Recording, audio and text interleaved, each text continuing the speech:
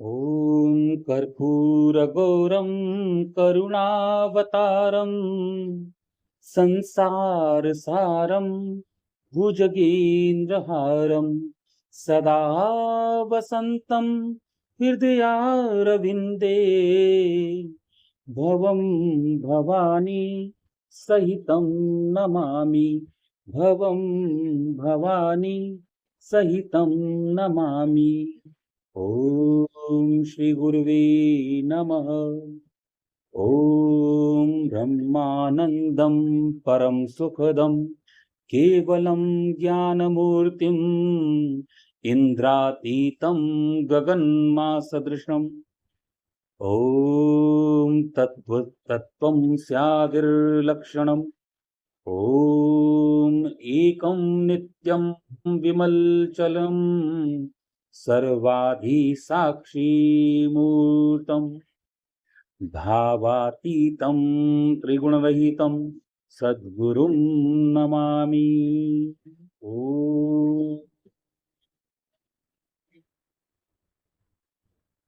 अखण्डमण्डलाकारं व्याप्तं येन चराचरं तत्पदं दर्शितं येन तस्मै श्रीगुर्वे नमः।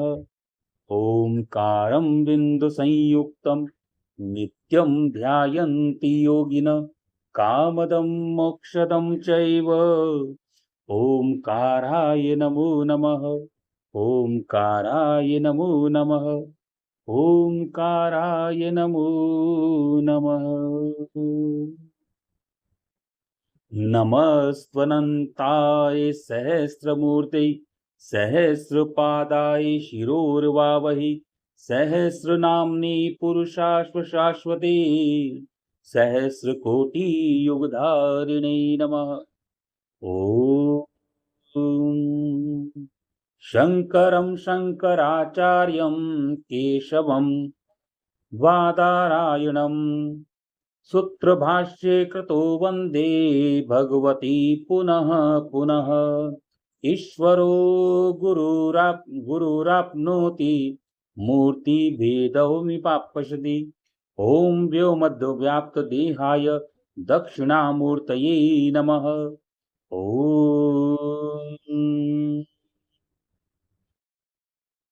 वासुदेवसुतं देवं कंसचाणूरमर्दनं देवकी परमानन्दं कृष्णं वन्दे जगद्गुरुम्। ॐ गुरुर्ब्रह्मा गुरुर्विष्णु गुरुर्देवो महेश्वरः। गुरुर्ब्रह्मा गुरुर्विष्णु गुरुर्देवो महेश्वरः। गुरु साक्षात् परब्रह्म तस्मै श्री गुरुवे नमः। गुरु साक्षात् परब्रह्म तस्मै श्री गुरुवे नमः। तस्मै श्री गुरुवे नमः। तस्मै श्री गुरुवे नमः।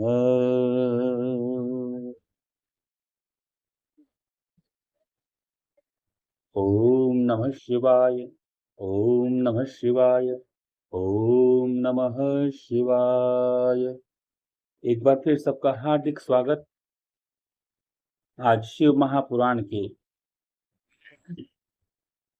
वाचन में, श्रवण में, संकीर्तन में, और आज हमारा अध्याय रुद्र संहिता का तृतीय प्रकरण जो चल रहा है उसमें 31वां अध्याय हमारा आज आरंभ है। 31वें अध्याय में देवताओं के अनुरोध से वैष्णव ब्राह्मण के वेश में शिव जी का हिमवान के घर जाना और शिव की निंदा करके पार्वती का विवाह उनके साथ न करने को कहना। ब्रह्मा जी उवाच, ब्रह्मा जी कहते हैं, नारद, मीना और हिमवान की भगवान शिव के प्रति अनन्य भक्ति, उच्च कोटि की भक्ति देखकर इंद्र आदि सब देवता परस्पर विचार करने लगे। तदंतर गुरु बृहस्पति और ब्रह्मा जी की सम्मति के अनुसार सभी देवताओं ने शिव जी के पास जाकर उनको प्रणाम किया और वे हाथ जोड़कर उनकी स्तुति करने लगे। आशुतोष शशांक शेखर चंद्रमौलि चिदंबरा, कोटि कोटि प्रणाम शंभु, कोटि नमन दिगंबरा। देवता बोले, देव देव महादेव करुणा शंकर, हम आपकी शरण में आए हैं, कृपा कीजिए, आपको नमस्कार है स्वामी। आप भक्तवत्सल होने के कारण सदा भक्तों के कार्य सिद्ध करते हैं, दीनों का उद्धार करने वाले हैं, दया के सिंधु हैं तथा भक्तों के विपत्तियों से छुड़ाने वाले हैं। इस प्रकार महेश्वर की स्तुति करके इंद्र सहित संपूर्ण देवताओं ने मैना और हिमवान की अनन्य भक्तिपूर्ण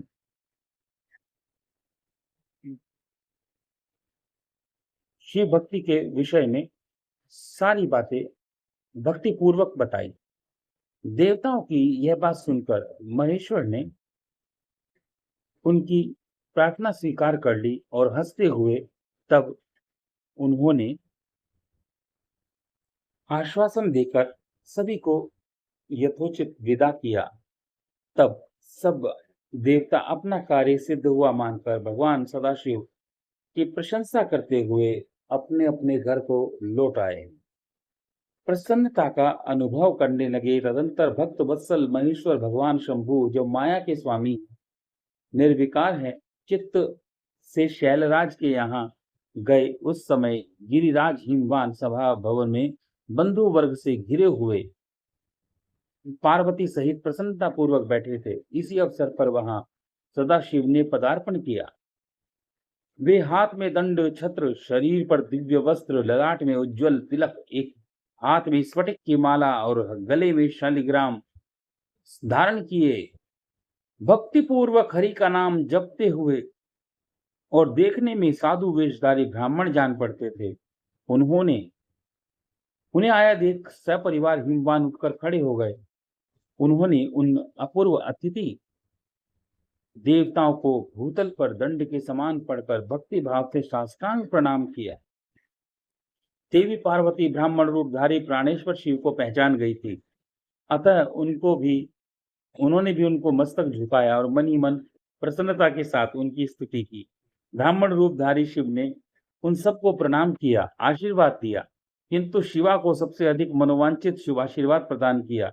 शैलाधिराज हिमवान ने बड़े आदर से उन्हें मधुपर्क आदि पूजन सामग्री भेंट की और सब ब्राह्मणों ने बड़ी प्रसन्नता के साथ ब्राह्मण ने बड़ी प्रसन्नता के साथ वह सब कुछ ग्रहण किया। तत्पश्चात गिरिराज श्रेष्ठ हिमाचल ने उनका कुशल अक्षेम पूछा। मुने अत्यंत प्रीति पूर्वक उन द्विजराज की विधि पूर्वक पूजा करके शैलराज ने पूछा, आप कौन हैं? तब उन ब्राह्मण शिरोमणि ने गिरिराज से शीघ्र ही आदर पूर्वक कहा। वे श्रेष्ठ ब्राह्मण बोले, गिरिश्रेष्ठ, मैं उत्तम विद्वान वैष्णव ब्राह्मण हूँ और ज्योतिष की वृत्ति का आश्रय लेकर भूतल पर आया हूँ। भूतल पर भ्रमण करता रहता हूँ। मन के समान मेरी गति है।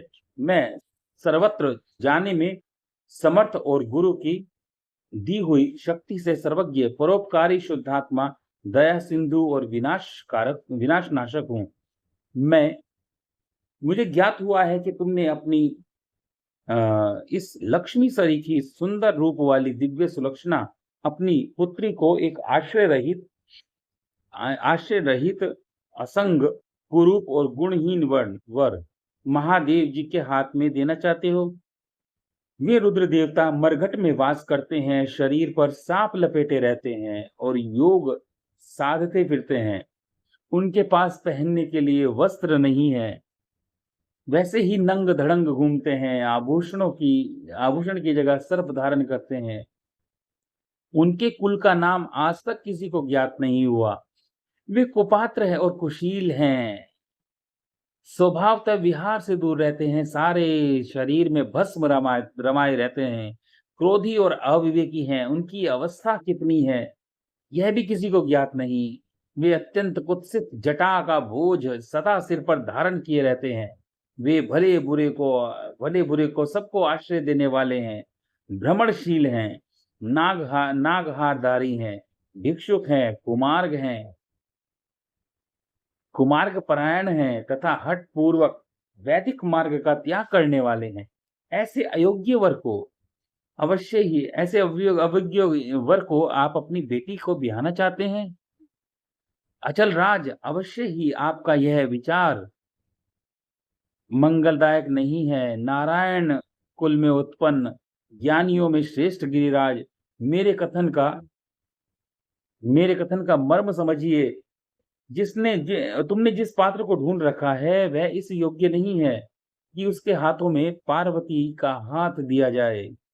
शैलराज, तुम ही देखो, उनके एक भी भाई बंधु नहीं है। तुम तो घर में भूजी भांग भी नहीं है। उनके उनके घर में भी भूजी भांग नहीं है। उनका एक भी बंधु नहीं है, निर्धन है। और आप रत्नों की खान हो, बड़े बड़े रत्नों की खान हो, किंतु घर में भूंजी भांग नहीं है। वे सर्वथा निर्धन है। गिरिराज, तुम शीघ्र ही अपने भाई बंधुओं से, मीना देवी से, सभी बेटियों से और पंडितों से भी प्रयत्न पूर्वक पूछ लो, किंतु पार्वती से ना पूछना, क्योंकि यह शिव गुण दोष की परख नहीं है इस बालिका को। ब्रह्मा जी कहते हैं, नारद ऐसा कहकर वे ब्राह्मण देवता जो नाना प्रकार की लीला करने वाले शांत स्वरूप शिव ही थे, शीघ्र खा पी कर आनंद पूर्वक वहां से अपने घर को चल दिए। इति श्री रेवाखंडे रुद्र संहिता नाम 31वां अध्याय आज हमारा पूर्ण हुआ। 32वें अध्याय में कल हम करेंगे मीना का कोप भवन में प्रवेश, भगवान शिव का हिमवान के पास सप्त ऋषियों को भेजना, हिमवान द्वारा उनका सत्कार, सप्त ऋषियों तथा अरुंधति का और महर्षि वशिष्ठ का मीना और हिमवान को समझाकर पार्वती का विवाह भगवान शिव के साथ करने के लिए कहना। बोल शंकर भगवान की जय। दीनों के नाथ। ओम कर्पूर गौरम करुणावतारम संसार सारम भुजगेंद्रहारम सदा वसंतम हृदयारविंदे भवम भवानी सहितं नमामि। जय भोलेनाथ। भोले की माया, भोला ही जय।